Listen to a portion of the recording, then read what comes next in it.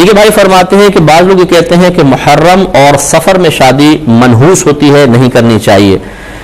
ایسے لوگوں سے آپ بھی کویسچن کریں کہ یہ 2 مہینے تو نکال دیں، چلیں آپ کا قول مان لیتے ہیں، باقی 10 مہینوں میں شادی تو بہت بابرکت ہونی چاہیے. وہ کہیں گے ہاں ہے.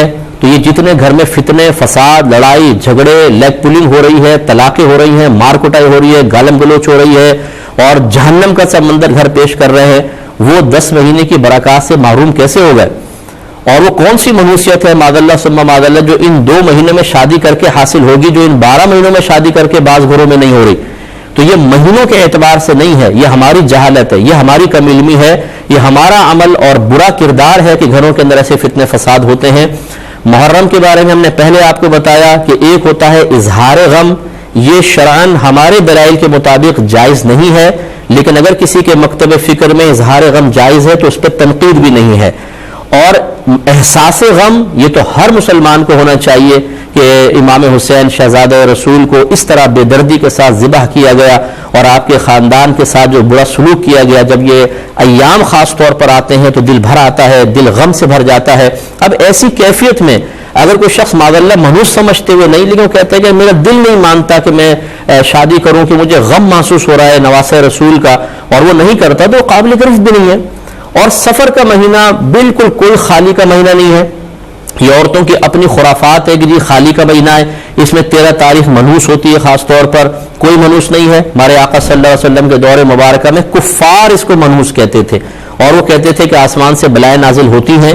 نبی کریم صلی اللہ علیہ وسلم نے ولا سفر فرما کر ان تمام بدعتوں کا قمع کیا اور دقیانوسی پن کا اور توہم پرستی کو ختم فرمایا.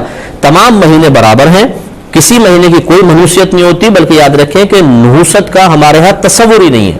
نبی کریم صلی اللہ علیہ وسلم کے فرمان دیکھیں، آپ فرماتے ہیں اگر نحوست ہوتی تو عورت میں ہوتی، پڑوسی میں ہوتی یا گھوڑے کے اندر ہوتی، اگر ہوتی تو ہے ہی نہیں نحوست. ہمارے ہاں نحوست کو کوئی تصور نہیں ہے، لہٰذا ان مہینوں میں بھی آپ شادی کرنا چاہیں بالکل کریں.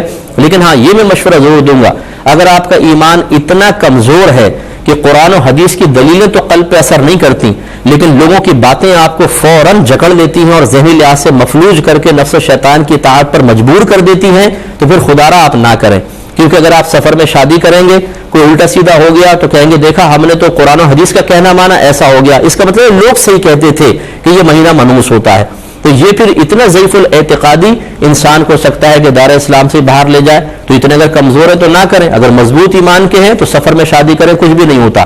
وہی ہوگا جو باقی 11 مہینوں میں شادی کرنے پر ہو رہا ہے. اس لیے بالکل نہ گھبرائیں، اور اس قسم کے مہینوں میں کوئی نحوست نہیں ہوتی. یہ لوگوں نے غلط کہا، اور جو یہ کہتا ہے بلکہ وہ قابل گرفت ہے، اسے اللہ کی بارگاہ میں توبہ کرنی ہوگی. کیونکہ جب ایک کام اللہ تعالیٰ اس کے رسول نے مطلب منع نہیں کیا ہو، اور ایک چیز کی خبر اللہ تعالیٰ اس کے رسول نے نہ دی ہو، اس خبر کو عام کرنا اور کہنا جی یہ منحوس ہے، تو یہ تو گناہ کا کام ہے.